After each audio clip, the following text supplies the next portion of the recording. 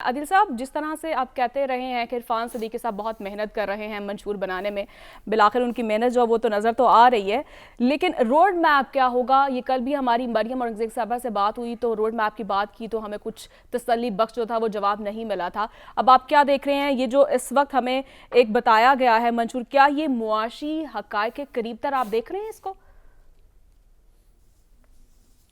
Marine Fatima, सबसे पहले तो आपको जो सबसे ज़्यादा इंतज़ार था और आप कह रही थी आखिर क्यों नहीं आ रहा मंशूर, क्या इतलात हैं आपके पास, 27 तारीख इतनी ताख़ीर क्यों कर दी? बिल आखिर आज वो मंशूर भी आ गया। हसन रज़ा साहब ने पहली रो में बैठ के वो सारी तकरीब का खुद मुआयना किया, उसको रिपोर्ट किया। अच्छा, अब इस मंशूर की बात करते हैं कि नून लीग ने जो आज मंशूर दिया है, इसका कोई इम्पैक्ट भी नज़र आया है या नहीं आया? इम्पैक्ट बिल्कुल नज़र आया। उसकी एक दलील ये है कि पाकिस्तान पीपल्स पार्टी ताना दे रही थी, जी ये तो ड्राइंग रूम से निकल ही नहीं रहे, इनका मंशूर तैयार ही नहीं हो रहा, देखें जी हम अवाम में आ गए। तो आज जब इनका मंशूर अनाउंस हुआ तो पीपल्स पार्टी तो इससे पहले से फील्ड में थी, लेकिन पीपल्स पार्टी को भी आज अपना मंशूर अनाउंस करना पड़ा। इस यानी एक तो उन्होंने आज मीडिया के साथ अपना मंशूर शेयर किया और आज उनको भी प्रेस कॉन्फ्रेंस रखनी पड़ी, अगरचे वो बड़ी तकरीब नहीं थी, लेकिन इस्लामाबाद में एक तकरीब में उन्होंने भी मंशूर को अनाउंस करना पड़ा। इसका मतलब है कि एक पॉलिटिकल प्रेशर दीगर जमातों पे बना कि नून लीग ने आज एक बड़ा शो किया और अगले आने वाले 5 साल का जो लायामल उन्होंने दिया। अच्छा, इस मंशूर में बहुत सी चीज़ें ऐसी हैं जो कि हकीकत के करीब नज़र आती हैं, बहुत सी चीज़ें ऐसी हैं जो आइडियलिज्म है।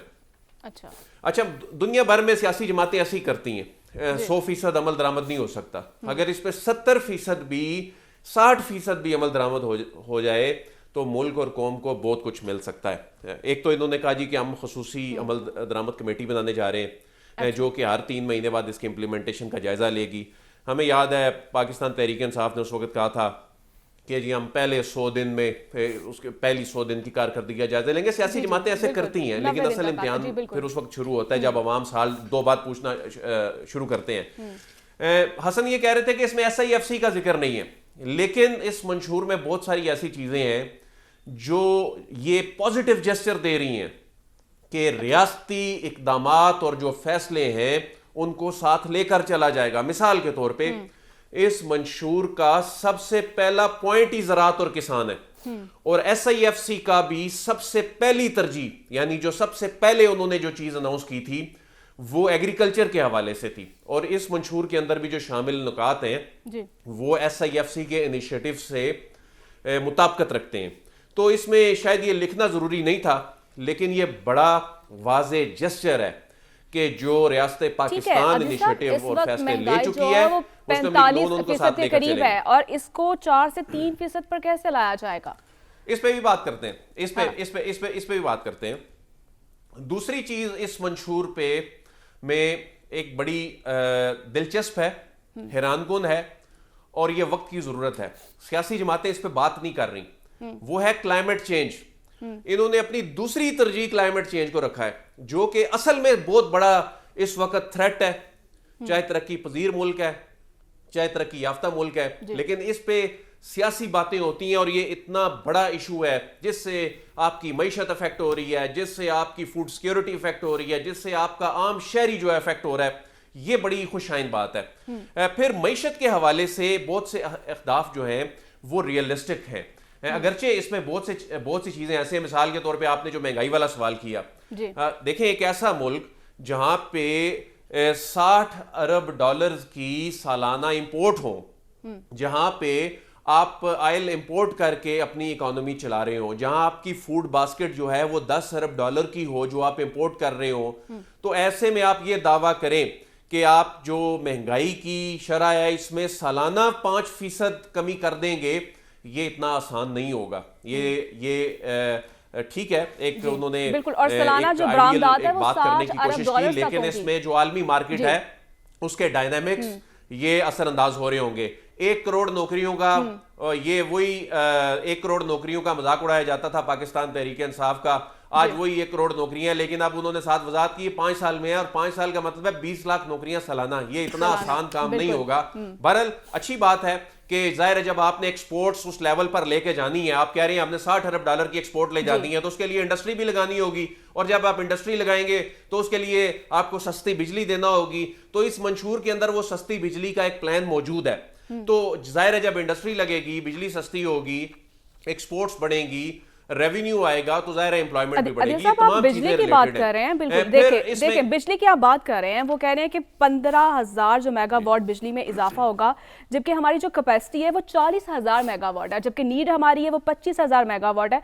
तो मतलब 40 और अगर 15 को अगर हम ऐड करें तो 55,000 मेगावाट बिजली हो जाएगी। इतनी तो नीड भी नहीं है, तो कैसे पॉसिबिलिटी होगी? ये बोझ नहीं होगा ये? नहीं, ज़रूरत है। हमारा इस मंशूर में ये बात भी, डिस्ट्रीब्यूशन सिस्टम की बात भी लिखी हुई है। देखिए ज़रूरत इस तरह है, जाहिर है जब आपने इंडस्ट्री लगानी है, ये तो वो नीड है, ये तो वो रिक्वायरमेंट है जो इस वक्त आप जिस कंडीशन में है। अब आगे जाहिर है जब आप ग्रो करेंगे, आपने CPEC के प्रोजेक्ट्स में गवर्नमेंट टू गवर्नमेंट से निकल के आपने प्राइवेट सेक्टर को लेके आना है, आपने हकीकत में CPEC को चलाना है, आपने हकीकत में सरमायाकारी लानी है, आपने यहाँ मिलें लगानी है, तो ये बिजली भी कम पड़ जाएगी। और उसके लिए आपको अपना डिस्ट्रीब्यूशन सिस्टम असल में ठीक करने की जरूरत है। लेकिन अगर हम 3 हुकूमतों का कंपैरिजन करें ना, पाकिस्तान पीपल्स पार्टी, मुस्लिम लीग नून और पाकिस्तान तहरीक इंसाफ, तो बिजली के मंसूबों में सबसे ज्यादा जो काम हुआ है वो मुस्लिम लीग नून के दौर में हुआ, ये एक हकीकत है। और इनका तजर्बा इलेक्ट्रिसिटी यानी जो बिजली का जो उस वक्त क्राइसिस था जिसमें से फौरी तौर पे निकलना था, उसमें हमें याद है उन्होंने डिलीवर भी किया। फिर देखें जी, इनका टारगेट है जी तरसीलाते ज़र, वो 40 अरब तक आ जाएंगी। चलें, ये समझ आता है। GDP ग्रोथ, अब ये तमाम बड़े projects, motorways, large scale manufacturing के हवाले से सरमायाकारों को फैसिलिटेट करना, तो माजी में तो इस हवाले से जो इनकी रेपुटेशन है वो इस हवाले से ठीक है। तो ये तमाम चीजें जब जाहिर है इसमें डिलीवर करेंगे तो GDP ग्रोथ जो है वो होगी। फिर इसके अलावा अच्छा कुछ चीजें हैं वो बड़ी हैरानकुन है। कुछ 1-2 चीजें ऐसी हैं, अगर हम उसका तनकीदी जायजा लिया जाए तो इस मंशूर की कुछ नेगेटिव चीजें भी हैं। मिसाल के तौर पे सबसे ज्यादा वोटर कौन है इस मरतबा? 5.5 करोड़ वोटर यूथ है।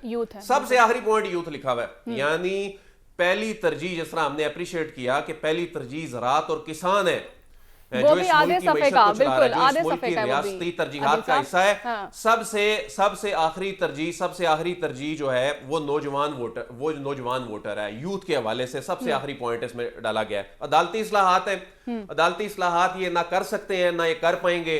अदालती मामलात जो होते हैं, हमने माजी में देखा जब लेजिस्लेशन भी इवन की गई तो अदालतें अपने दायरे इख्तियार में नहीं आने देती। उसमें आईनी तरमीम भी, नैब का खात्मा, इनकी हुकूमतें रह चुकी, पीपल्स पार्टी की हुकूमत रह चुकी, वो नैब का खात्मा, कभी उसका कोई नाम तब्दील करते हैं, वो नहीं कर पाए। फिर एक और बड़ा अहम पॉइंट है बल्दियाती निजाम, गुड गवर्नेंस, जो कि बल्दियाती निजाम जिसमें बहुत अहम किरदार है। तो यही वो हुकूमतें थी जिन्होंने बल्दियाती निजाम को फलने फूलने नहीं दिया, जिसने मुशर्रफ दौर जैसा बल्दियाती निजाम जो है जारी नहीं रहने दिया, जिन्होंने अब ये कह रहे हैं जी 90 दिन में इंतखाबात करा देंगे, जिनकी हुकूमत में इस्लामाबाद में बल्दियाती इलेक्शन जो है वो मुख्तलिफ लेजिस्लेशंस करके रोकने पड़े, वो नहीं हो सके। तो बल्दियाती निजाम और गवर्नेंस जो है ये अच्छा। फिर दूसरा मामला इंतजामी इस्लाहात, जो ब्यूरोक्रेसी में इस्लाहात। ब्यूरोक्रेसी में इस्लाहात के लिए क्या करते हैं, एक DMG ग्रुप के रिटायर्ड अफसर को बिठा के कहते हैं ब्यूरोक्रेसी में इस्लाहात करें, और वो ही नहीं होने देता। फिर एक और बड़ा अहम मामला, अभी रिसेंटली एक रिपोर्ट आई है, वो रिपोर्ट है कि पाकिस्तान का 2 करोड़ 60 लाख बच्चा स्कूल से बाहर है। तालीमी इस्लाहात पे बहुत कुछ इसमें लिख दिया गया, लेकिन उस 2 करोड़ 60 लाख बच्चे के हवाले से कोई प्लान नहीं। यानी जितनी यूरोप के एक मुल्क की आबादी 50 लाख से 1 करोड़ के दरमियान होती है, हमारा 2.5 करोड़ बच्चे स्कूल से बाहर है, और वो इस मंशूर में नजर नहीं आ रहा। फिर समंदर पार पाकिस्तानियों के हवाले से चीजें लिखी हैं, खुशाइन है, अल्लाह करे ये हो जाए, लेकिन ये कभी नहीं हुआ। ये PTI दौर में भी नहीं हुआ। हमने जब देखा कि समंदर पार पाकिस्तानियों के हवाले से हालांकि उनका एक खास लगाव था पाकिस्तान तहरीक इंसाफ का, लेकिन जायदाद के मसाइल का हल आज भी समंदर पार पाकिस्तानी बेचारे जो हैं वो इसी तरह पिस रहे हैं। वतन वापसी पर सहूलियात, इनके लिए काउंटर बना दिए जाएंगे। आज भी हर एयरपोर्ट पे काउंटर है, लेकिन कोई उनको फैसिलिटेशन नहीं मिलती, कोई उनको रिलीफ नहीं मिलता, मखसूस नशिस्तें जो रखी जाएंगी, हमेशा बात होती है, कुछ नहीं होता। तो ये वो चीजें थी आपका कमेंट आ चुका है।